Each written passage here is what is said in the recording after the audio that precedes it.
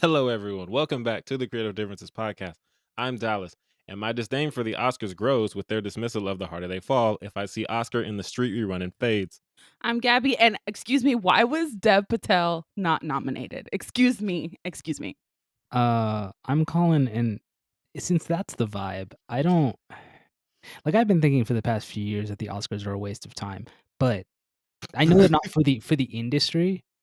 Like, but for as a person who watches them, I'm just like, can we just kick all the old people out and just? I don't even know what the solution is, but Jesus.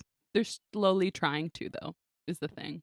I'm Demi, and I didn't know that this was about to become an Oscars bashing party. Welcome to another episode of the Creative Differences Podcast, your one-stop shop for movie reviews, Fancast Fridays, Throwback Thursdays, apparently Oscar bashing, and a number of other pop culture-related items.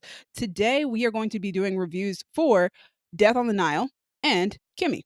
Oh, yeah. I forgot about Kimi. Oh, shit. I did not watch Kimi. I knew you wouldn't. And I meant to. I know, want I'm to, so and then sorry. I didn't. I'm a giant disappointment I thought Gabby to my watched it. family. What a I mess. thought I was going to, and I got distracted, and then it just, from my mind, gone. All right. You guys can't Yes, see it. all I'm that shaking thing. my head. Demi is shaking. I her head. deserve that. I deserve You do deserve your that. disappointment. Speaking of things that we deserve, not disappointment, we deserve subscriptions and likes and 5 stars and all those other things. So do that, please. Hopefully you agree, so you'll actually subscribe. Yeah. Even if Should you agree. don't agree, subscribe anyway. Yeah, just do it, man. Like, Right? we ain't taking up that much space on your memory. Or It's whatever. true. Please do it. All right. Death on the Nile. It is directed by Kenneth Branagh. It is written by Michael Green, the same people we talked about a week ago. In case you don't remember, Michael Green developed American Gods, and he wrote Murder on the Orient Express and Jungle Cruise. I didn't bring that one up last time. Yeah, right? Oh, yeah. Yes, you did. No, he Because I didn't. remember Did I? being like, oh my God, Waltz was the Jungle one you Cruise. didn't bring up. Yeah, Oh my you didn't God. He brought up Green Lantern, Blade Runner 2049, and one. another movie that we were Logan. like, whoa, Logan. And we were like, whoa, the Logan, range. yeah. Okay. I decided Because I to was give like, you guys some damn, feedback. impressive. The Yes. range continues. I know. Yes, it Jungle is Cruise. based. Holy smokes. It is based on, Death on the Nile. And it stars A bunch of people. Kenneth Branagh, Tom Bateman, Annette Bening, Russell Brand, Ali Fazal, Don French, Gal Gadot, Armie Hammer, Rose Leslie, Emma Mackey, Sophie Okonedo, not Angela Bassett, Jennifer Saunders, and Letitia Wright. Woo! Proud of you. Woo, woo, woo. Thank you Well so much. done. What was the That- twist this time? Just kidding. Don't No, we worry. can't tell you that. This is a Gabby. non-spoiler review. Non-spoiler review. This is a non-spoiler For this review. Right. 80-year-old book. Speaking, Yeah, no. Just kidding. speaking So what? of I had never read non-spoilers, the book. I didn't know what was going to happen. No, that's fair. I didn't read Murder on the Orient Express. I started it and I was like, this is not my vibe, and stopped reading it. Interesting. How is it not Anyway. your vibe? Jane People Austen, die. though. Colin, my she only God. likes I nonfiction think it's murder. the style. Dallas, let's get through this Ah, review, yes. please. Right. Let's do it. Yes. IMDb summary states, while on vacation on the Nile, Hercule Poirot must investigate the murder of, Stop it. spoiler redacted. Wait, hold on. Quick question. Yes. Clarifying What? question. Mhm. He's on vacation. I thought the whole point was that he was on vacation to do the Murder on the Orient Express, and then the guy was like, "Hey, you were needed in Egypt," but now he's on vacation in Egypt. Yes, he's on vacation So, again. We have an Colin. answer to that because remember Okay, at the end cool, of the cool, last cool. movie, the guy was like, "There's been a death on the Nile," Oh, and then he shows up. This movie takes place after he solves that case. Yep. As Because we he gets there. suspected last time. Yeah, right. Okay. So, Dallas, Um, what'd you think? yeah, I really enjoyed it. I did too. I like this movie a whole lot. I enjoyed it more than the first one, for sure. Yeah, I'm definitely going to be doing comparisons. It's weird because the first one I feel like I was having more fun early on because that one seems to have more levity from the jump. This one is it's kind of just like straightforward and not that fun until later on. Like the more lines we get from the black people, the more fun the movie gets. But I had fun the whole way through. movie like narrative wise, I like this one. Yeah, and if you heard our Throwback Thursday, I had some issues, With the some ending. feedback with the Feedback? the No. first- yes, some criticisms for the first movie that I didn't have with this one. I didn't love the ending, but the solution didn't bother me like the last one did. So I was vibing with it. I was curious I as to whether or was not you were vibing going to if you liked the ending on this one. I came out of the movie and I was just like, I wonder if Dallas is going to like this ending more than the last one. Yeah. Yeah, I had a lot of fun with this movie because I loved watching all of the drama unfold before the murder happens. Oh yeah. I was like, I'm here for all of this drama and messiness that you guys are throwing out on screen right now. Thank you for that. I love mess. It was messy. Oh, it was so messy. But I will say, when the movie first started, I honestly thought I was in the wrong movie theater, but I knew that the AMC I was in only had one IMAX theater, so I was like, "It has to be this one." Like, what's Because of going the on? flashback scene? Yes, I was like, Yeah, "What's Oh, happening? This is there's a really serious." flashback? there is. So this movie, this is the only spoiler I'm going to give. This movie Okay. gives an origin story for Poirot's mustache. And I didn't know No. I needed an origin story for the mustache, but I enjoyed the chaotic energy of including the origin story of the mustache. ¿Por That was qué? an interesting one. I was like, Why? oh, okay, we're doing that. Because it's distinctive, Gabby. It Because is. if he's just gonna have that mustache, then that makes him look like a douche. But if there's a reason for it, if there's heart You- behind it, like Heart? that matters. Does Maybe he just is likes the Yes. mustache. wait, He ain't this gotta be takes place douche. in like the 30s, right? Like I felt like this was a normal thing to have a wild ass mustache in the 30s. He has a but I reason guess for the not. mustache, There's a Gabby. mustache on top of his mustache. That Yeah, There's wasn't wait, his yeah. mustache. emotion in the His mustache. mustache has a mustache. Yeah, that's a weird mustache to have. Let's be fair here. We gotta stop saying mustache. Mustache. Mustache. It's lost its meaning. All right, I'm gonna need to watch this. Yeah, probably. So one of the things that I really liked about the movie, which I was most excited for anyway, was the cast. I thought the cast was pretty good, like ranging from like serviceable performances to like really good ones. Yeah, I feel like everyone gave a good. It's an issue of you got 38 niggas in this movie. They're not all gonna get decent screen time, It's but so true. I don't think anyone's performance was lackluster. I think everyone did well with what they were given. Special shout out to Sophie Okonedo and She's the Letitia best Wright. performance in the entire movie. Sophie is my favorite. Her, I can't remember her character's Salome, name. Otterborn Salome? or something like Yeah, that. Otterborn. Let me She's the find best character in the movie. She's amazing. She is the best character in the movie. She's my favorite. She has one of the best lines in the movie because Hercules is gonna do his thing. He's gonna accuse everybody of murder, and she says something. I wrote it down. She says, "If I took shots at everyone who tried to keep me in my place, the world will be riddled with dead white ladies." And Ooh. I almost stood up and applauded in the theater, surrounded by white ladies. But It's true though. It's so true. and yeah, she's great. Letitia was great. She brought that same because she's her niece slash It's her adopted niece. daughter. Her Yeah, ward. yeah, she brings that same level of energy, but she doesn't have the older black auntie energy because Letitia's anywhere from 18 to 29 in this movie. I can't really No, tell. she is whatever age Gal Gadot is supposed to be in this movie because they're supposed to be old high school friends. Right. Same with They went to Emma boarding school Mackey, together. which once again, age apparently does not matter in this movie because Emma Mackey, Letitia Wright, and Gal Gadot are all supposed to have gone to high school together. Now, Emma Mackey and Letitia Wright, I believe, went to school together. Right. Gal Gadot, Yes, I that know, counts. is like 10 years older than both of those women. So Gal Gadot's almost 40. I was like, all right, I have to just let it go. I have to just go. Yeah, Yeah. they're not worried And like about that. it's not that Gal Gadot looks old because She that's not doesn't. what it is. She Mm-mm. looks not Their like she went to age. high school with these She women. is just older than they are in real life, so she looks older Yeah. than they do because she is. Yes. Before Sophie Okonedo started getting a lot of lines and started getting a lot more to do on screen, my favorite performance was definitely from Emma Mackey. That makes sense. She was giving psychotic ex-girlfriend.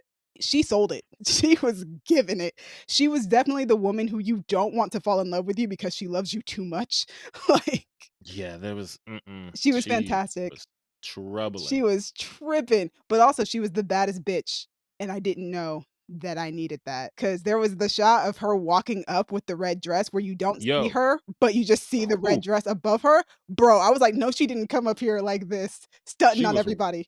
rocking that dress. I'm like, okay, I'm not even attracted to this woman like that, but I see it.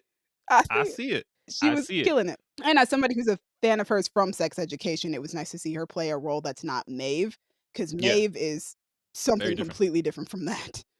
Yeah, but after a while, like you said, she plays the crazy ex very well. I was like, yo, somebody got to throw this nigga off the boat because she is Every too time she would much. pop up places, I was like, yo, I wouldn't want her following me either. No. I'm like, gal, if you don't Wonder Woman this nigga off this boat, kick her. Do something. Speaking of mess, because you brought that up earlier, this is the messiest 1930s movie I've ever seen in my life. Oh, it's so messy. It starts with after the flashback, this dancing That scene. dance scene was, yo. We get there. It's 1930s. Remember that 1930s. You know, people were proper and white.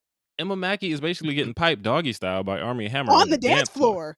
Like, I'm exaggerating, but only a little bit. Slightly. Like, this is impure. This is unclean. This is the devil's dancing. I was like, this is sexy. It might be too sexy for this movie. I don't know what's happening here. And then speaking of too sexy for this movie, Branagh allowed this. and then freaking Gal Gadot shows up and also has a dance like Armie that. Hammer's like, oh, I'm gonna dance, and she's basically sitting on his face in front of everybody. Mhm. What too the much. fuck? No, absolutely not. Is it too much though? Yes. For this movie, it's I don't know. I enjoyed it. I had a great time. It's not too much for me. It's like I'm watching a movie about the 1930s murder mystery. I thought it was too much for that. It was like watching BET Uncut for white people. That's not what I walked in for. I wasn't expecting the movie to start off that way, but it does No. kick off the drama in such a fantastic way. So messy. So messy. The drama's great. Hercule Poirot is such a drama queen. Your He boy does things. Book is back. Book is that's my dude. I like Still him a my lot guy. more in this movie. I love him in the first movie and this movie, but I do think I like him more in this one. Speaking of, one thing we learned about him and Hercules is that they're both down with the swirl. Mhm. And I was like, yo, get you a black queen. I was so happy for them. Oh man. But there's Everyone got to be loves a drama because swirly people's moment. dying.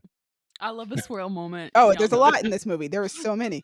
Before we move on from this movie, I do want to say I liked seeing Russell Brand play against character. Yeah, he Russell was good. Brand He was was very.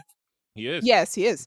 And he's playing a very serious character. I'm used to him being like super Yo. goofy and like a silly Yeah. kind of character, but he's very serious in this movie, and I think he does a good job. He did it well. Comedians are amazing dramatic actors because comedy's super fucking hard. Yeah. They're like, oh, I just have to be serious. Oh, I could do that. I need to And act then like they a doctor? can. Like a doctor? Yeah, they're like, I don't have to make jokes. I just have to be Yeah. here. Oh, I could be here. That's less pressure. Also, I thought the cinematography was really good this time around. Even though It the looked so CGI beautiful. is jarring at times, but the cinematography. Like there was one shot of them tracking like across the boat and Mhm. seeing everybody kind of crisscrossing each other. And I Yeah. was just like, ooh, yeah, this is fun. They had some really fun shots. Like the first one did too. Yeah. This one didn't have any shots that I despised. So This that one was had nice. more room though. I think that's the thing. Yeah, and they did more like I was like, oh, okay, I see what we're doing. Some of the shots I was like, I maybe wouldn't have done that, but I don't hate it. Like when the cousin Andrew was talking, and then we had this really, really low shot, like looking up at him. I'm like, Oh, I okay, thought that was an that's fine. interesting one. I remember that shot. Very interesting. I was like, well, what are we doing with him? There are like shots in this movie that you could like very specifically point out and describe, and you would be like, "Oh yeah, I remember that shot." Like when Book and Poirot are talking, and they're in the chairs, and you can see through the basket weaving their faces. Yeah, that was a good one.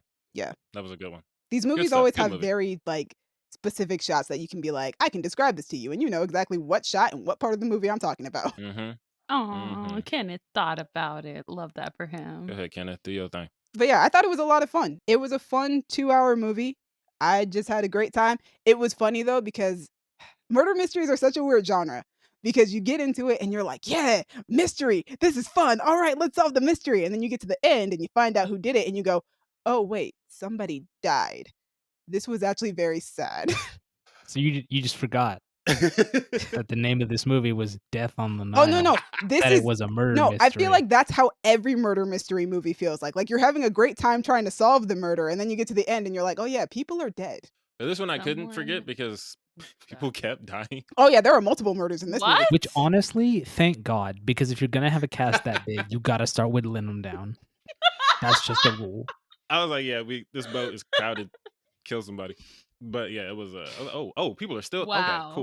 okay, cool. How much time is left in the movie? Yeah, bodies People were still getting dying? dropped. I feel so bad for the boat crew. They're like, yeah, we didn't sign up for this. We've carried so many bodies off the Although, boat. where was the boat crew going every night? Because they don't stay on the boat. They leave every night. So where were they going? They know that that's The not the place to shore? be. They're like, somebody about to die. I need to get out of here. Well, yeah, they're going to shore, but also you're traveling the Nile. I don't know. Oh, so maybe they just get like a day crew and it's a different crew of I don't know. No, they don't have a night crew. It's just Yeah, he said the there's a crew. line where it says like the crew's gone home. It's murder hours. It's murder hours. They didn't just Not go the to line. the Murder servant o'clock. quarters at the bottom of the boat. Like No, where they you leave put the boat. servant- You watch them leave the boat every time. They have a place To on be the shore. fair, if you told me that after, 7 p.m. It's stab o'clock. I'ma leave. Well, they didn't know that the first couple of nights. That's They fair. were like, just to be sure. Let's. We leaving. What time is it? Half Well, past okay. catching Did a body. Long they outta knew here. that Hercules was on it? I don't. I'm just gonna Also, call him it kind of Hercules, so sucks for them because unfortunately. every time somebody dies, they're the one who have to carry the body out. Yeah, like, Well, yo, we're not see, pallbearers. We're gonna sign up for this. if you know that Carry the your own family. world famous detective is on that boat, I'm not staying on that boat. Like, Exactly. Murder doesn't just follow him everywhere. Yeah. I presumably. kind of feel like it probably does. He solves other things other than murder, for the record. Yeah, niggas be stealing. But yeah, Uh, it's a good movie. It was a fun time. all right, let me go through my Kimi review very Kimi! quickly since I'm the only person who saw it. Directed by Steven Soderbergh. Woo-hoo. Wait, hold on. Directed by Mr. Let the Superheroes Fuck? Yes, Yes. that guy. Hell yeah! Also, Starring Mr. Catwoman. King of the Heist. Yeah. Yeah. But like I was saying, starring Zoe Kravitz with supporting roles played by Rita Wilson, Byron Bowers, Robin Givens, Jaime Camille, Devin Rattray, and Betsy Brantley voicing Kimi. IMDb summary, super short. An agoraphobic Seattle tech worker uncovers evidence of a crime. That's true. That is indeed what happens. That's Alright. the summary on IMDb? So respect it. to give more context. So her character is somebody who works for a company kind of like Apple or like Amazon where they've got their own little Siri type of thing called Kimi. Oh. So what she does for a living is she's a coder. If the Kimi device does not respond to a command properly, they send the audio recording of the mistake to her and she adds code to it so it can later understand it and better understand human beings whenever they're giving certain commands. So that's her job. Gabby, I'm Gabby, getting you the good? sense that you didn't I- watch the trailer. No. I did not see the trailer, but I already have Cool. an idea of what happened to this poor programmer. So she overhears somebody possibly being sexually assaulted, possibly murdered as well. So yeah, there we go. It's an interesting contemporary thriller. It's like a mix of The Conversation and Rear Window, which by the way, Rear Window is one of my favorite movies. It is my favorite Alfred Hitchcock movie. Also, just wanted to say for the younger generation and our generation, Disturbia is based on Rear Window, so that's like a newer version of that. I If you highly don't know what recommend Rear Window is. Rear Window. It is an amazing film. This one is definitely for the modern technological age, and it's also very relatable in the era of COVID because COVID is still happening in this movie. Of course. Oh. So Zoe Kravitz is amazing, and I'm so glad to see her getting more substantial roles. And the movie like solely rests on her shoulders, obviously, because she's agoraphobic and she's the person that we're following throughout the entire movie. I like that Soderbergh kept it simple. It feels and it looks very grounded. I guess the most fanciful stuff you could say, I guess, in the movie is like the cinematography and the sound design, which are both used extremely effectively. I love the frenetic energy of the camera when capturing Zoe's character's name is Angela. So when capturing like her anxiety about the outside world, a significant portion of the movie happens inside of her apartment. And then Right. there is something that does force her to leave her apartment. And when she leaves her apartment, that shift in how the camera moves, oh, it's so uncomfortable and it's so great. But it's also Ooh. so very simple. Like it's not like they're trying to do anything like crazy. It just feels so weird. Right.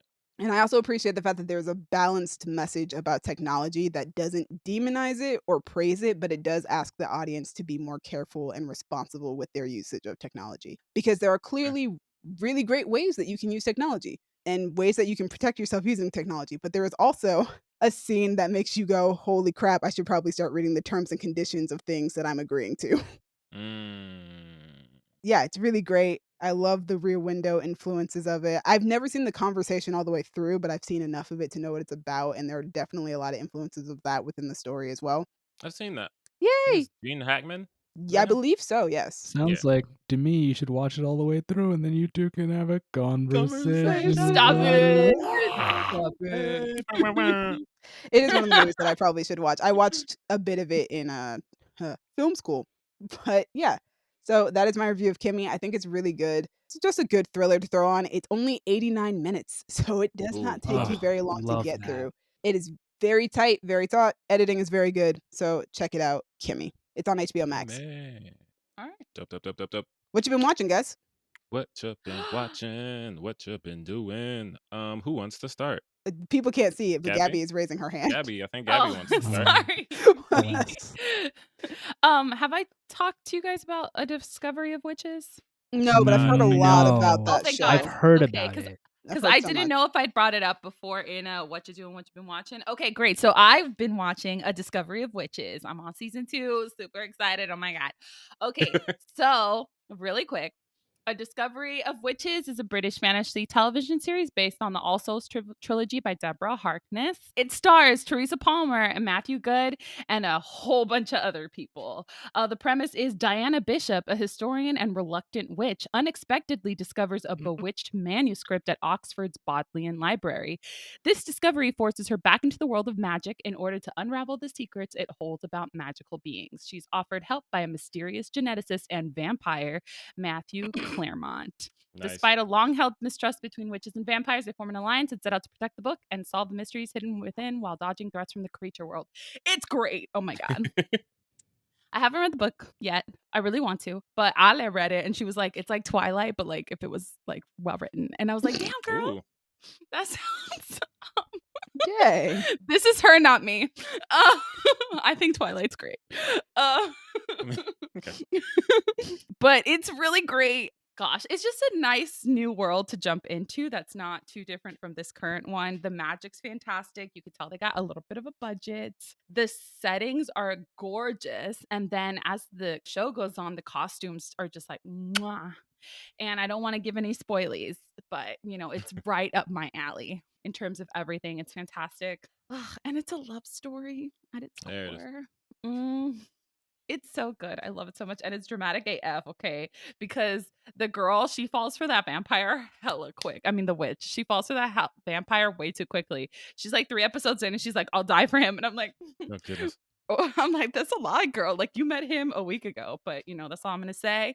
And that's A Discovery of Witches. And that's what I've been watching. Nice. Dallas, I what like you've that. been watching, man? So I've been watching a couple things. There's a theme. We're going to start with Murderville. Oh, Lord. Yes! Murderville. Murderville is a Netflix show developed by Krister Johnson. He wrote episodes of Children's Hospital and Wet Hot American Summer. It is based on the BBC 3 television series Murder in Successville and stars Will Arnett, Hanifa Wood, Leland Bowden, and Philip Smythe. Guest starring Annie Murphy, Conan O'Brien, Ken Jeong, Kumail Nanjiani, Marshawn Lynch, my favorite, and Sharon Stone. Gabby, have you finished the show? Not yet. I'm on the Annie Murphy episode, but Marshawn. Okay, so hold on. For those who don't know, the IMDb summary is eccentric detective Terry Seattle teams up with clueless celebrity guest stars to investigate a series of murders in this improvisational crime comedy. The premise is in each episode, a guest star plays the role of a rookie detective and they team up with Will Arnett. Here's where it gets crazy, y'all. The guest doesn't get a script. Everyone else, Will Arnett and all the other actors, are in on the scene and know what's supposed to happen.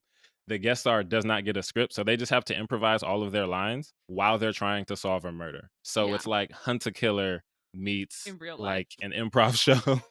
Yeah. And it's so great. Some of these people have experience with improv, so it's almost imperceptible. You can't tell that they're improving. Conan But was some of really them, good. yeah, Like Conan. Conan was rolling with all of the punches to the point where I was like, "Are you sure he doesn't have a script?" Exactly. Like I was gonna say, one of the funniest things to me in comedy stuff is when the actors can't keep it together and you can see they're kind of trying to break. And the show was basically just Will Arnett trying to get the guest stars to break. And Kumail Nanjiani broke in just about every Yes. scene. He did, And but he made it work. he got through it. And Ken Jeong was laughing through the whole episode. Like he couldn't get through a whole scene keeping a straight face. He was a mess. It's so much fun. Marshawn Lynch is amazing. Oh, Marshawn Lynch needs to become a professional comedic actor forever. Yeah, he's fantastic. He has this hood nigga element that brings in and just like makes it stand out completely from everybody else. It's so good. This girl was like, "This is your first murder," and he answers, "Facts." Yeah. Marshawn's the best. But yeah, it's a great show. It's very funny. It jumps over the line between funnier than it is stupid and stupider than it is funny sometimes. But you know, it's super goofy. My favorite thing is when you could tell the corpses are trying not to laugh. Like Oh, the yeah. person playing the dead body is trying really hard to keep it together. And they're not even that good at it most of the time. They just But have yeah. to lie there, but they're trying so hard not to laugh. Yeah, it's Oh, ridiculous. It's all on Netflix and it's so much fun. If you like silly comedies and or murder mysteries, I recommend it. All right, moving to my next thing. like I said, there's a theme. My next thing is The Afterparty on Apple TV Plus. First of all, shout out to Brandon for putting me on. The Afterparty is another murder mystery show because I don't know, murder's like a thing for me right now. Fictional murder. Jealous. Fictional murder. Fictional I'm not murder. one of those Fictional true crime murder. podcast people. He's not Gabby over here reading not In Gabby. Cold Blood by Truman Capote.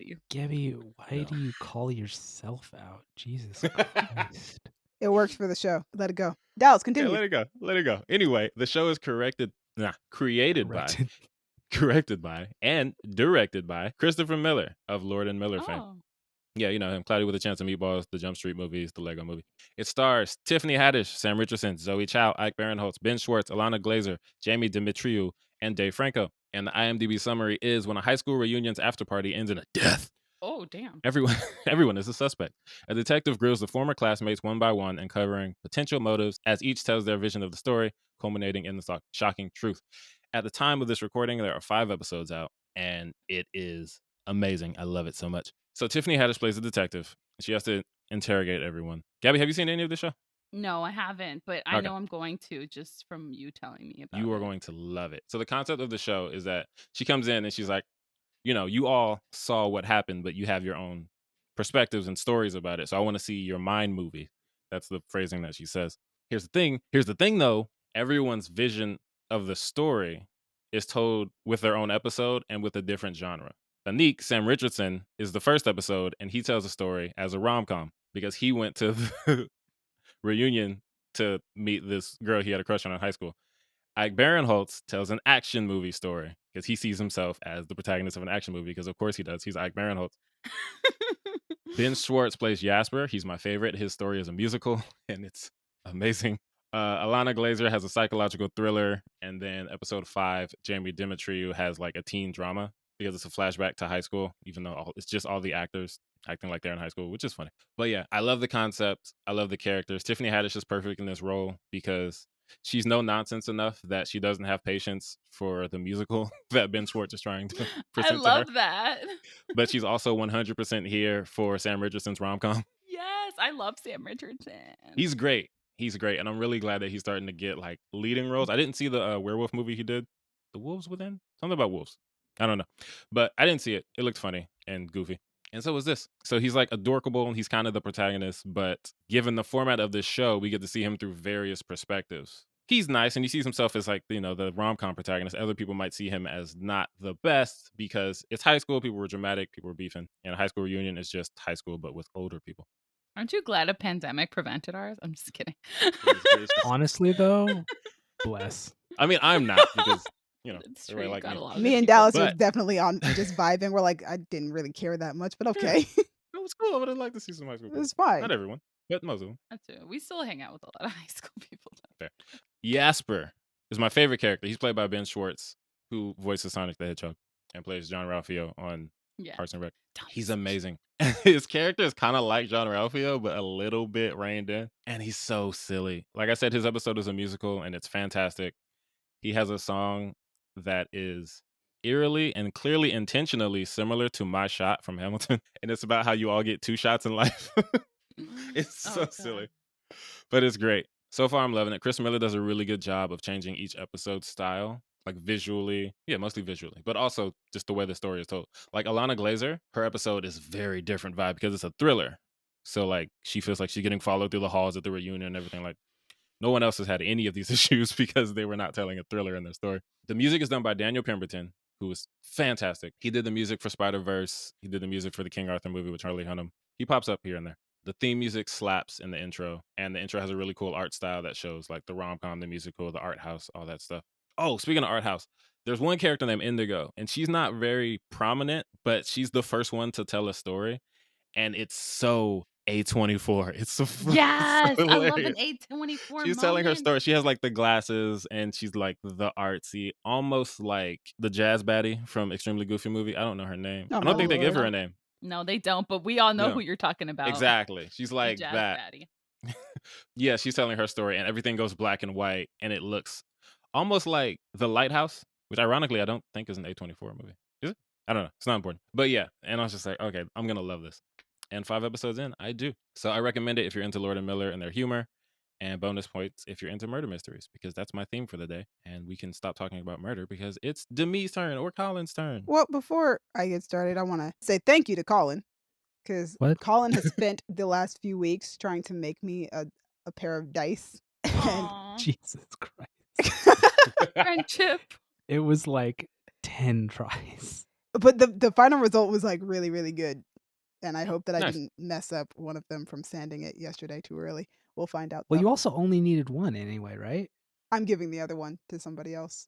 Oh, cool. How many dice did he make you? Well, Well, 2 of them do not belong to me. Well, 3 of them at this point don't belong to me. So he made it to me a total of 5, but 2 of them were the ones that he was struggling with. The other 3 he had already perfected on like first go. Colin makes dice. I want him to talk about the fact that he makes a dice. I mean, I do, but like I'm not right now because all my dice stuff is at home and I'm not at home. But like I do make dice. I'm gonna be trying to make my own molds for dice because then I don't have to spend $100 every time I want another mold That's a good because point. that's expensive, and because I cannot tell you how hard it's been for me to try to find a mold that is big enough for the dice that I want. They don't exist, so I just have to make one. And so that's my big project as soon as I get home, is trying to do that, because then I can start putting stuff inside the dice, and like I want to do that so badly. I'm looking forward to it. I want to make like liquid core dice just because I know it's not that hard, and then I can laugh at all the people who spent $100 on liquid core dice, including myself. All right. Listen, we all make mistakes. This is Was true. it a mistake? I haven't used them yet, so yes. I mean, Oh I have too many no. there's always the chance that you can use them in our upcoming game. That's true. I might have to do that just to justify having them. You should. But I'm gonna have to talk to you about making some dice for me. to yeah, share. talk to me. Mostly for Eric. I'm happy to do it. I have like a request form that I can send you for him to fill out. Yes. No, I'll fill it out for him. Okay, either way. It's But gonna like, be a gift. Yes. oh, excellent. Okay, we can do that. We'll talk. And there you go. That's how you get Colin to talk on what you've been doing. Yay! What he's been Ask him doing. a specific question. Okay. That's literally what we have to do all I the mean, time. And you it know, worked. it works. It That's works. true. I think you've done that before. There was something else that you were watching. It that you worked. got I caught have up when in. he really worked. watched The Witcher. He brought it up. Yeah, The Because Witcher. I asked him. I didn't ask him specifically about The Witcher. All right, so I'm going to try and go through mine very, very quickly, even though I have more notes for this than I did for either movie that I just reviewed. So I've been watching Pam and Tommy. I've been looking so forward to this show. It's finally out. There are 4 episodes out. It was created by Robert Siegel, written by him and D.V. DeVincentis, I hope is how you pronounce his name. It's based on an article by Amanda Chicago Lewis, and it stars Lily James, Sebastian Stan, Seth Rogen, Nick Offerman, and Taylor Schilling. The IMDb summary follows the story of Pamela Anderson and Tommy Lee's relationship going back to their whirlwind romance that started with them marrying after only knowing each other for 96 hours in 1995. In my opinion, that's too broad of a synopsis for what the show is actually about. Like, yes, it is about them meeting, but it's also very much about the fallout and aftermath of the theft and release of their sex tape. So far, it is a fantastic show. I love it so much. I appreciate the fact that none of the nudity on the show is used to recreate the sex tape. It's used to mostly demonstrate the passion between these two people. The show is very much uninterested in recreating the tape and is more interested in studying the impact it had on this couple and our society. Lily James and Sebastian Stan. Oh my gosh. They do not fail to impress me every single week, especially Lily. Like I said this about Kristen Stewart when I reviewed Spencer. Lily disappears into this role. Like, not just in her physical transformation, which obviously we have all seen, and it's incredible. The makeup people should get an award. They better at the Emmys later on this year. But like her voice, her mannerisms, her accent, everything. Lily James is untraceable here. And it's quite possibly her best performance to date, which I feel I can say because I'm not going to say I've seen most of her work, but I've seen quite a lot of it. Both Lily and Sebastian seem very dedicated to unearthing the wrongs that were done, as well as the complicity of society in what happened. It looks great visually. The costumes are so perfectly 90s, and I love everything that Pam wears. The soundtrack slaps. Everything transports you back to the time when the internet was like a brand new Wild West. And one of the creative choices that I love so far is like this shift in tone. So like the first 3 episodes, which were directed by Craig Gillespie, who is most well known for I, Tonya and Cruella, they're very stylized, very polished. It almost represents the glitz and glamour of the rich and famous as we perceive it. Like, it feels like he is purposefully almost using something similar to the male gaze to make a point, because the first episode centers on Rand Gautier. He's the guy who stole the tape. So the first episode is about what led to him stealing the tape. The second episode centers on Pam and Tommy meeting and falling in love and getting married. The third episode is where it begins to shift toward Pam's perspective. And episode 4, which is directed by Lake Bell and is the beginning of the season being directed by only women, it completely shifts the tone from glitz and glamour to introspective and invasive, and mostly focusing in on how this impacted Pam, who is the ultimate victim of this crime. So like the first 2 episodes give a lot of like perspective from, I would say, Rand and Tommy, whereas the third episode starts giving us more of Pam's thoughts and her dreams and her motivations, and then 4 really just dives deep into like her as a person and how this all impacted her. Every single time I always leave wanting to rewatch the episodes. Episode 4 broke my heart, and I can't wait to see the rest of the show. It's only a limited series, so there's only going to be 8 episodes. And it's been a really good study thus far. It's a docuseries, sort of. So, like, while not docuseries, it's not the right word for this, but it's a fictionalized, show about real people. So, while there is a lot to be learned, obviously it's not completely accurate. So, Right. take things with a grain of salt, obviously. But yeah, Pam and Tommy, I'm loving it so far. It's fantastic. Boom. News. News. We We got trailers. We tracking got trailers. So many trailers. Let's talk about Nope. Nope. Let's talk about Nope. I'm so excited. It looks good. It looks so dope. I already know Kiki's about to kill it in this role. Oh, From the presentation that she gives to the dance moves in the house to the way she says, yeah, nah, at the end of the trailer. I was like, oh, she's gonna kill it. I wanted them to say nope in it, but fine. Yeah, but I feel like you we gotta got a save nah, that. instead of a nope. But know. man, it just looks so good. And I love Jordan Peele. I love Get Out. I love Us. I love I us knew too. like I love us. Oh, I love all of us. Aw. Wow. I love Daniel Kaluuya in it because he seems like he's gonna be quiet. His quietness juxtaposed with like Kiki's like yeah, with her. brashness. We has skin in the game. And he's like, yeah. And he's just standing there like And I can't tell if it's just he's tired or he doesn't want to be there or if there's something wrong with him in the first scene. Without having seen the rest of the trailer, I was like, why is he just standing there back there like that? He's like, great. And she's like, oh, right, there's another great. And I'm like, yo, what's wrong with him? But he just seems very low energy and like. I mean, what's wrong with him is he went through Get Out. That's the thing. He feels like he looks exactly like he did in the last scene of Get Out when he escaped, and he just has that same look on his face. This is what he escaped to. Right. It's like, is this Chris? You stop messing with the white girls? But yeah, I'm excited. I'm like debating whether or not I want to see this in theaters or not, because like I love Get Out. Right. I haven't seen Us yet because that was a movie where I knew it was going to be too scary for me to check out in theaters. This one, I'm not quite sure yet, but this feels like it might be an alien invasion situation. And if I feel like it's got to be more complex than that. I've seen 2 options. I've seen 2 theories: alien invasion or everything is a simulation. So people are getting Interesting. pulled out of the simulation or something like that. Those are 2 theories that I've seen so far. If it is an alien invasion thing, I love Alien. I love Close Encounters of a Third Kind. So it fits in. I'm good with that. I'd be able to sit through that.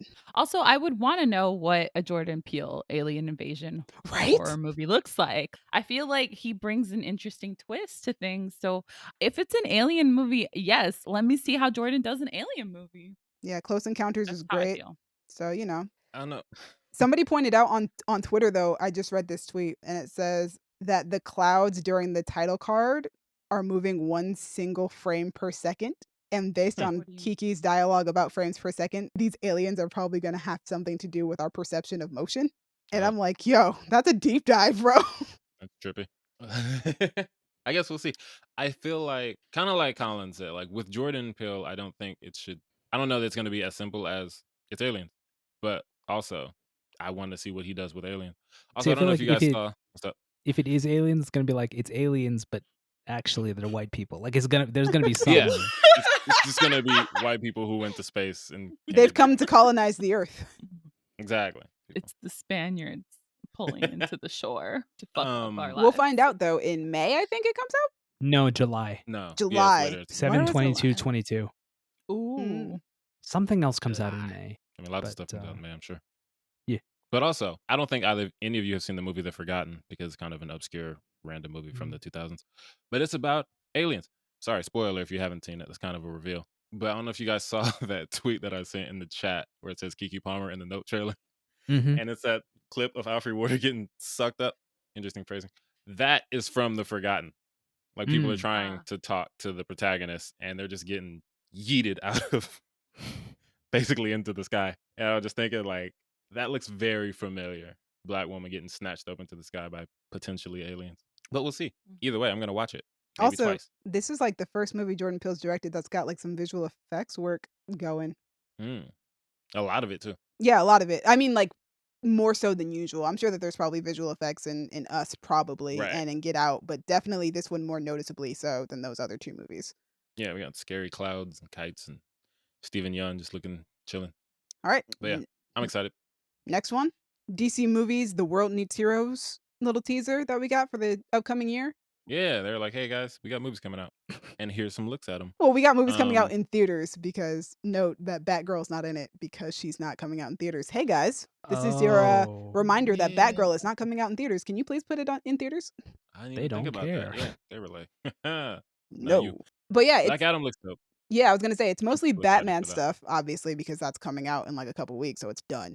But Mhm. Black Adam, The Flash, and Aquaman and the Lost Kingdom. We got a little bit of footage from all of those. Black Adam does look dope. Hawkman and Dr. Fate look super clean in those suits. Yo, Dr. Fate's suit looks so actually, yeah, It you're looks right. so dope. Both of their suits look phenomenal. Hawkman's Yeah. wings are sick. Came in looking like black excellence. I'm with it. And Dr. Fate's helmet, oh, I love it. so good. And Aquaman's suit. Oh, his stealth I suit. black suit? don't. I hate that. You hate the black suit? I liked I hate it. Why? I don't so hate it, but dull compared to the orange and green. it is so dull Oh, compared to Orange- orange and Orange green. and green. I want is a man to fantastic. pop. I want him to look gaudy. I want him to look garish. I want him to look like a traffic cone. But to be Why? fair, Why do you need this for them? as I said, the black suit is also a stealth suit, so I doubt it'll be the Sure. suit Yeah, he's like if wearing there's all a the way reason for it, I'm fine with it. I couldn't tell that it was a stealth. I didn't know that it was a stealth suit. I thought he just put on a new look, and I was like, oh, that sucks. But through. I want the if orange it's and like green. I gotta infiltrate, Yeah. then I'm with it. Yeah, definitely want the orange and green for most of the movie though. I love the classic Aquaman suit and I love the fact that they made it work on screen. Don't know how they did it, but they did. They picked a shade of orange that wasn't garish, is how they did it. But also it has like Picked a nice shade of scales to orange. it. So like I Yeah, love exactly. that texture, Mhm. which the They black made it- suit I does not mean, have. That's true, but it Black looks suit's cool as coming. hell. It looks cool, yeah, Like, yeah. ooh, okay, Yeah. okay, Aquaman. Also, our first look at Adam and Cyclone. True. Or Adam Smasher Adam Smasher. Yeah, Yes. different guy who also can get big and Small. Okay. and smash. Yeah. I just got goosebumps. Noah Centineo coming in to Noah play Adam Smasher. Centinella. Oh, so that's who Noah Centineo is playing? Because I was like, he's here. Why? He's playing Adam Oh. Smasher, yeah. Yes. He's Got here. it. That makes sense. Bringing in the Justice Society of America, the JSA. Smashing some atoms. And then we got another look at the Flash's costume, which still looks so dope. I do like it a And lot. 2 other Flashes. Oh, that was from we saw that in the teaser back at DC Fandom. There's one other Flash Oh, okay. And then a Supergirl. and a Supergirl. Oh, that was Supergirl. Okay. See? This is what happens when you miss an episode, Gabby. And also, because I don't know anything about DC. Like, so. Fair. You Yeah, guys me are and my Dallas DC do people. research.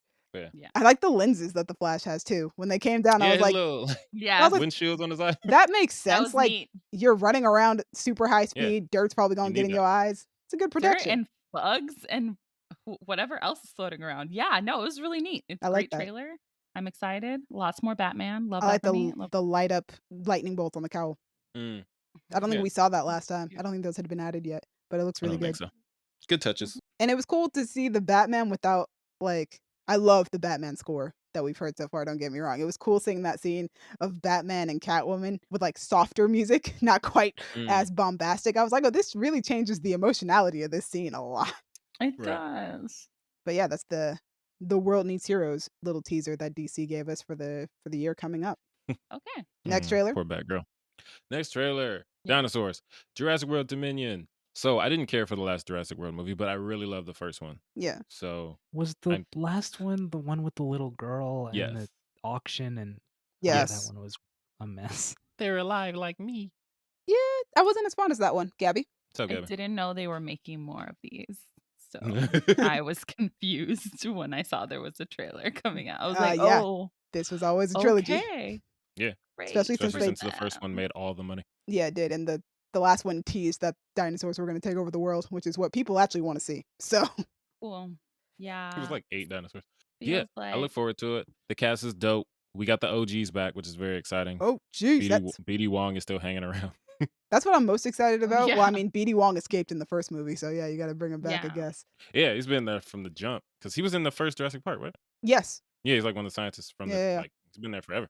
Yeah. So it's him being Yeah. reunited with all the rest of the cast more so than anything else. Exactly. I'm so excited because I love Laura Dern. Also, the original Jurassic Park is, I think, the only Jurassic Park movie I've seen from that series because I've heard the other ones aren't that great. So I was told They not to are bother great. with What are them. you talking about? Okay. You No, didn't they're see Jurassic Park fantastic. 3? Yo, Jurassic Park 3, The Ellen. Raptor Sam said, Neill "Ellen." comes back. Huh? Wait, what? the dream sequence when the Raptor says his name. I've heard Oh, about that that. was wild. I've heard enough Ellen. about that movie that I'm like, I don't know if I It's want to so watch that goofy. one. It's great. What are you It's talking okay. about? That kid that's stuck on that island was so smart. I was I heard a like, "Damn, dinosaur gets kicked okay." with a gymnastics kick. I don't know.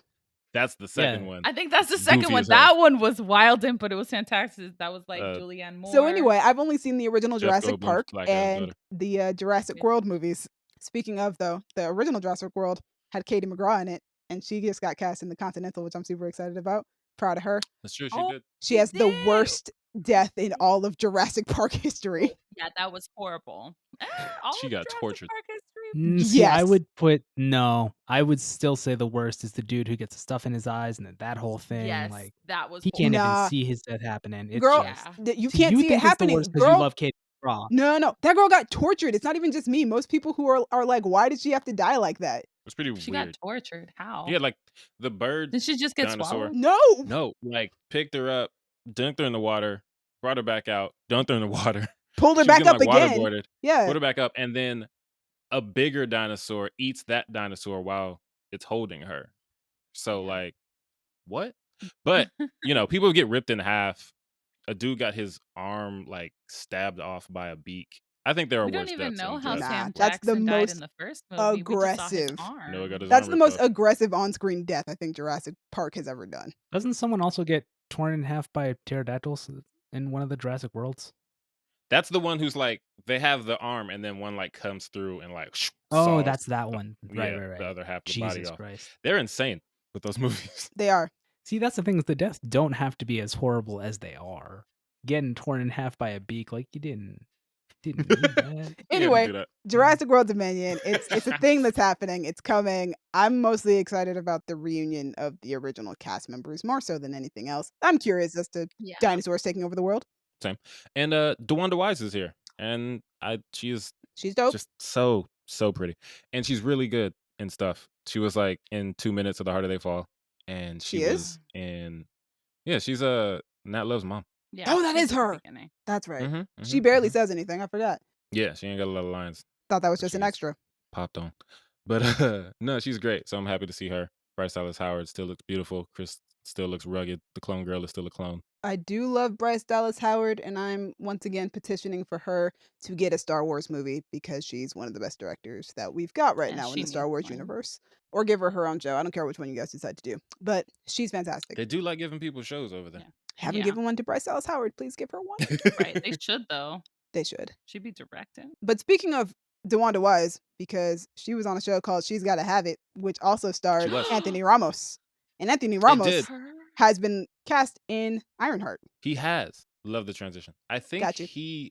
I think that's the first time I saw him was She's Gotta Have It. Because then I started seeing other stuff like that's Mars. She's gotta have it.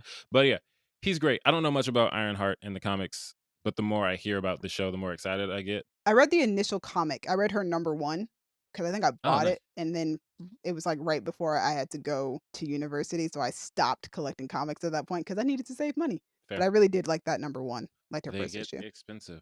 They do. But I'm hearing things about the show that make me excited. The head writer is Chinaka Hodge, and that excites me because she is an impressive artist and rapper. And also the character in Blind Spotting, whose party they go to, where the fight happens, Yeah. is named after her. because Tanaka Hodge is friends with David and Rafa. The reason that Raphael has a shirt that says "Kill a Hipster, Save Your Hood" is because that's a song of Tanaka Hodge and Watsky. So I didn't know that she did television, but I'm excited to see what she's gonna do with Ironheart Head writer. because she's great with the music. And yeah, Anthony's really funny. He's always charismatic. So I don't know what role he's gonna be playing, but I'm sure he'll be great. Yeah, details haven't been told yet as to what role he's playing, but sources are saying that it'll be similar to how Jonathan Majors was introduced in Loki as Kang the Conqueror. So Interesting. they're expecting that he'll have a bigger role moving forward in the MCU. Got it. That'd be cool. Good for him. All right. Transformers to Marvel. Yeah, he's getting that bag. Speaking of Disney stuff. Speaking of Disney stuff, Goosebumps is back again. There is a live-action TV series heading to Disney Plus. It is written by Nick Stoller and Rob Letterman. For those who don't know, probably most people, Nick Stoller wrote Fun with Dick and Jane and Get Him to the Greek, and he directed Forgetting Sarah Marshall. I like all of these things. And he's writing children's television. And now he's writing children's television. The guy who's currently the head writer, the showrunner for the Percy Jackson show, was the showrunner for Black Sails, which is a very much adult show. So if you can Sure. write for adults, you can Alrighty. write for So you're kids. telling me that intro is about to slap. Oh, it's gonna slap though, bro. Alrighty It's gonna then. slap. And the other guy, Rob Letterman, wrote and directed Shark Tale and Detective Pikachu. Oh, there you go. He also directed the Goosebumps movie with Jack Black, which was not too bad. Ooh, I love Jack Black. okay. I'm a little disappointed because this show doesn't seem to be an anthology like the 90s show was. That gave us little baby Ryan Gosling. Maybe it'll be like the seasons are an anthology. So maybe season 1 will be one story, season 2 will be Maybe. a different story. Either way, I'm gonna check it out. Can you imagine depending a on whole season of Say Cheese and Die? See, that's my thing is like some watch it. stories I feel like are better than others because if you're trying to tell me like you're gonna do Why I'm Afraid of Bees it for 10 episodes, like Yeah. nah, dog. Yeah, I don't need 7 episodes of the Cuckoo Clock of Doom. It's not what I need. What's the one with the scary But- dummy? Slappy. Okay. Oh, not the Living Dummy. Oh, no, thank you. Yeah. That's an iconic one. Yeah, Slappy, There were guys. like 3 of those, I think. Yes. Audience, I want y'all to know that they are listing off episodes and I don't know nothing about what they're talking about because even from a young age, I was anti-horror and did not watch Goosebumps. Oh, I That didn't was so watch good. it. I just didn't read some of the either. I books. just knew Yeah, the books about were fun. them. I used to organize the books at this library that we used to hang out I at. stayed away from those books as well. I was very, very thorough. That's true. I in felt my like I was avoidance. handling the devil's books, but they were very much just children's books. Colin, did you ever read The Abominable Snowman of Pasadena? You know, I don't think I What? did, but I heard about that one. I heard about that too. I always wanted to find it and never did. Yo, But yeah. we gotta find it. We gotta find it. I'm sure you It can. mentions Pasadena. Yeah, they mentioned him in the Jack Black movie. He comes out with one of the books. But yeah, I look forward to that. Should be fun. Should be fun. Now, let's bash the Oscars. I'm just kidding. We're not going to bash Oscars. the Oscars. We're going to talk No. about things that we actually are happy about with the Oscars, I'm assuming. We'll find out. I'm gonna talk about how I'm disappointed, but also how I'm happy about certain people. You're gonna suffer, but you're gonna be happy. I'm going to be honest. I haven't seen enough of these movies from last year to be like, I'm super disappointed about anything. The only thing that would have disappointed me was if Kristen Stewart wasn't nominated, which was an option. It was a thing that nearly happened. It was a thing that we were worried about What? for a week leading up to the Oscars, but she got nominated. So I'm very happy. And that's all I cared about. That was the only Yay. nomination that I was concerned about. Demi. That's the only Yeah. nomination Demi. I was happy Yeah. You came on this podcast on Al Gore's internet, and you was talking all that great stuff about the Green Knight and Dev Patel coming on belts or whatever, and you're not disappointed. I think Green Knight is the only thing that I'm disappointed about, but I also was very prepared for it to be snubbed anyway. So at that point, it's just like I I expect don't it to be get Really? why it was That's true. though. The Like Oscars if you hates A24. I don't necessarily watch those award shows, but as somebody who pays attention to Oscar watches on different platforms and stuff and reads Mhm. them and like goes through them to see how people predict these things, I knew Green Knight wasn't going to make it because Green Knight wasn't being talked about around Oscar season. like to me, A24, they exist to make Oscar bait. And also occasionally other stuff Right? too. But like how And would they get the, I just feel like snubbed. that's so again. strange to me because I feel like no studio is trying harder to get an Oscar than A24. Yeah, no, I knew that Like, Green Knight who wasn't did they getting piss Oscar off? noms, like which sucks because I think Green Knight truly deserves it and it's one of the best films of last year. Yeah, and it's gorgeous. I can't be disappointed if you're not surprised. I I mean, I am can. I'm extremely disappointed. I didn't Yeah. think The Harder They Fall right. was gonna get Right. nominated. What? All them black people. Again, But wasn't surprised. didn't, I and thought I'm they still disappointed. would. Not disappointed. I mean, it's amazing, but I was like, they're not gonna show us no love. I was disappointed and surprised that The Harder They Fall didn't get any noms. I've heard so much more about the rest of the films that actually did get nominated. The one that surprised me was Nightmare Alley. I mean, that- no, they love Guillermo del Toro. They love it. do, They- but I wasn't hearing a lot of buzz about Nightmare Alley. But that could also be That's because fair. it just came out.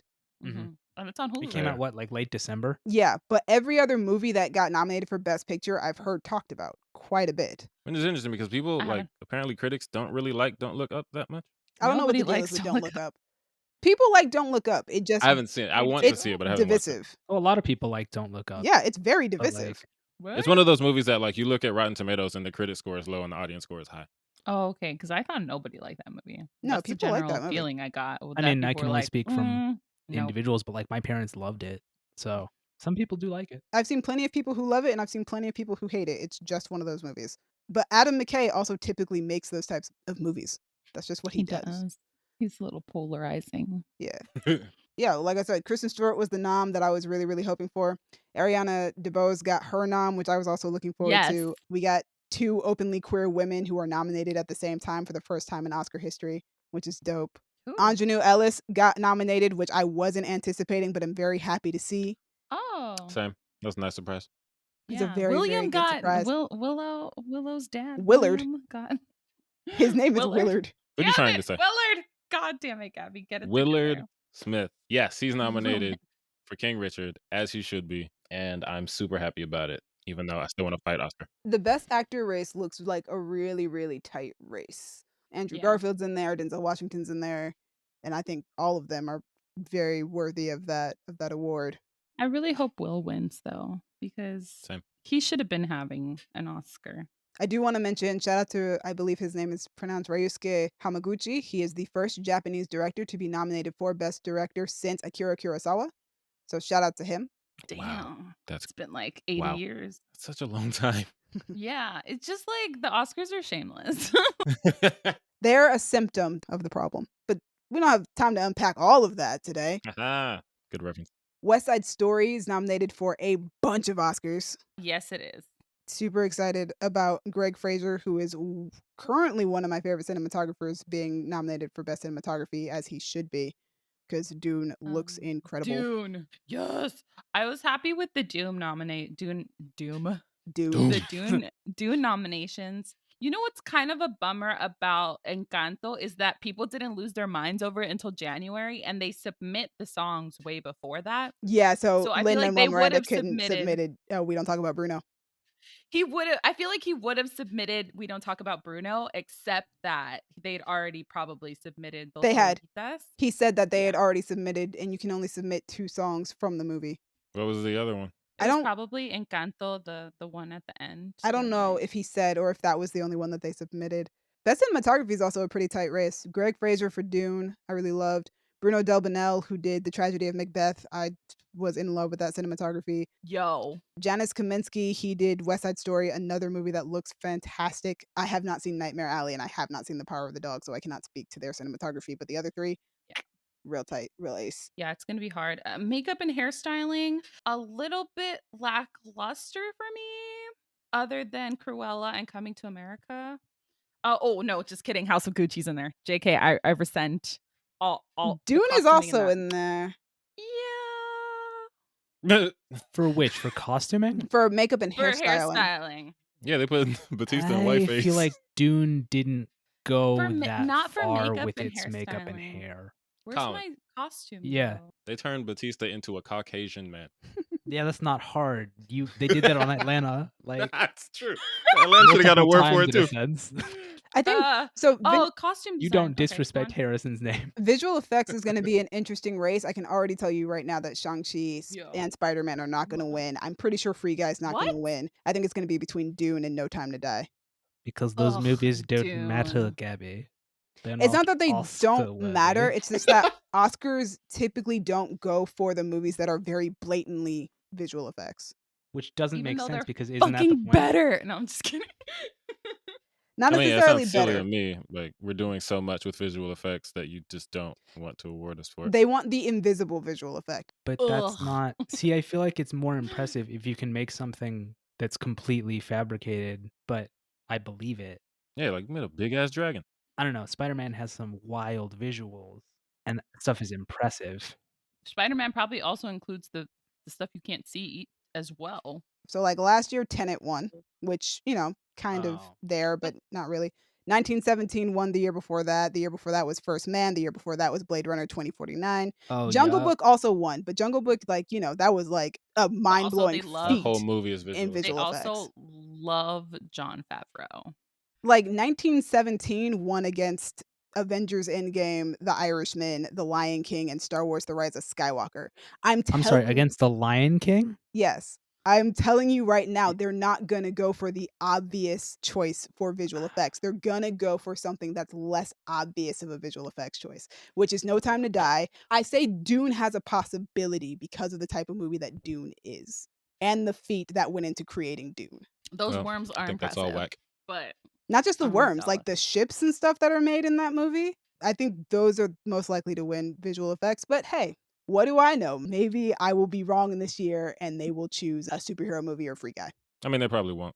However, back in 2019, I won't. did guess 21 out of the 24 winners of that year. So Lord. Yeah, I was proud of you that year.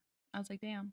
The Academy did announce plans on how to like diversify their voting base, right? And part of it is if you haven't worked in the industry in 10 years, then you don't get to vote anymore. yep. Right. So that's either going to pull people out of retirement, right? Or it's going to make the people that are sort of bogging down these Oscar picks into sort of very predictable and sort of almost stale movies into much more diverse and I think interesting in and theory pushing it the does that, envelope. but also like one of the things you said earlier was like, yeah, Oscars is full of old white people, for lack of a better term. Ridley Scott's old ass is still making movies. He's 84 years old, and he thinks that people didn't like his movie because we don't want to learn things that aren't on our phones. So saying, hey, you still have to work doesn't actually fix the issue of it's really old and really white, because really old, really white people still make movies. Well, number one, you have to remember that they also vote based on guild. So not everybody in every guild is going to be working until they're 80. Number two, as I said earlier, the problem with the Oscars is a symptom and not necessarily the problem itself. That would have to be its own whole separate podcast. Thing is though, Ooh, like I'm even down. if That'd be it an interesting one. is a symptom, it's still a highly visible, very obvious symptom that does not seem to be changing very quickly, if at all. So it's like, We got to change the root of the problem. well, yes, but you can also address symptoms at the same time. You can take medicine for symptoms. As Gabby said, they are already trying to treat the symptom. I feel like it's less of an effective treatment, more of like a Joe Rogan type treatment. I think also I feel like part of it also has to be the way that people think about movies, right? I feel like they think that superhero movies really should only be relegated to technical categories versus actually looking at individual performances in movies. I've heard like filmmakers on like podcasts talk about how they saw like the worst movie ever, but one actor in that movie had the best performance they'd ever seen, and they wish that things like that would get recognized in by the Academy. And I'm like, I wish that too, right? Because somebody could be giving the performance of their life, but the movie's not but the movie's lackluster, and you don't ever get to see that. Yeah, we talked about that on here before. The nominations work by guild, like the way that Dicemaking, and then everybody votes the big roster. So like actors are the ones nominating the best actor. Producers are the ones nominating best picture. And then everybody, once you're in the Academy, you vote that final roster. Not to make this any longer, but it's already been said and spoken about by different people who try to get into different guilds. That is incredibly hard and more difficult for people who are just starting out to get into said guild, or for people of color, Black people, Indigenous people to get into those guilds as well. Yeah, getting in for people of color is a struggle in and of itself. It's Which you're right. difficult. Yep. I'm curious as to who's going to win Best Animated Picture, because there are 3 Disney movies in here, and the Oscars true. like to choose Disney movies because it's the easy choice. But there's 3 of them, so which one are you going to choose, guys? It's gonna be Encanto. Van a ver. I don't know. Luca's kidding. there, and so is Raya. So, but then again, Yeah, but maybe Encanto's so they'll huge right now. maybe they'll surprise us and just be like Flea or the Mitchells versus the Machines. But who knows? I've heard great things that about the was Mitchells versus the cute. Machines. I have to. It's pretty fun. I would recommend it. But yeah, those are our thoughts on the Oscars. Those aren't even all of our thoughts on the Oscars. That's just No, it is not. I feel like next time the Oscars should get its own episode. Yes. oh my god. All right, so that's that. That's the stuff. Oh, also, we didn't get to this on the news section, but I just want to say congrats to Greta Gerwig for learning that people of color exist. This is going to open up a whole new world for her. If you don't know what I'm talking about, Simu Liu is in the Barbie movie directed by Greta Gerwig. Oh yeah. And Yes, this is a milestone for her. Welcome to the rest of the world, Greta. We're My so happy question for you. is she the one that did that to his hair? Because if so, Greta, we need to talk. We need to have a Let him be a conversation. Barbie doll, Gabby. He'd be a Yeah, Ken that's doll, the right? thing. I Is just if wanna he's gonna talk. be a Ken doll, his hair has to look like plastic just clamped onto his head. See, So if that's the pero look they they left got, the roots, my guys. They left the roots. Gabby, he has frosted tips. No, those are not Let frosted tips. let Those the are not man have just the frosted tips. tips. No, that's not the tips. It's like almost all of it, and they left the roots. Ugh. I just want to talk. I just want to All talk. right. I just want to have a conversation. That is our episode. Thank you for listening to all of that fun stuff. Thank you, as always, to Crown Digital, Brandon, and Io for putting us on Spotify and Apple Podcasts. To me, thank you for editing, for putting us on YouTube, talking about boats and bodies with me. That's what I'm calling Boats and Boats bodies. and Bodies. So many bodies was dropped. Boats and bodies. Boats and Bodies. I love that. Yes, speaking of bodies. Well, never mind. That's a weird transition. Gabby, thank you for vibing with me. Sir. So here's the thing. I was thinking because I was talking about murder mystery shows. So I said, speaking of bodies, but if I say speaking of bodies, Gabby, it sounds like I'm talking about Gabby's body. Exactly. That's why I was like, Gabby. excuse me, sir. That's why Was he a said lovely never woman. mind. But we're not going to do that on the podcast. No. Not today, at least. Oh, God, Speaking of please lovely people, never. Colin. What's up, Colin? It looked like you had Hi. something to say. No, Okay. Demi was like, not today. Like, I'm sorry, are we gonna go in on? Are we gonna have an episode about Please Gabby's no. body? Please, Oh, absolutely not. Never. Let's not do that. That's weird. No. Not if you guys want my body dysmorphia worse. I respect Gabby too much Okay, to let's go. do that. We could be complimentary. I don't know why you guys are Okay, taking this okay, as a we'll all bad be thing. positive. Anyway, Gabby, we love your body. Colin, thank you for actually sharing what you've been doing with us. It's a nice change of pace. you just gotta ask. Anyway, audience, what do you think of Death in the Nile? Guys, Are you excited for Nope? What's up? literally, What's up? as we're doing this podcast, they released a Doctor Strange trailer. Absolutely not. That's gonna be next I gotta time. get ready for my.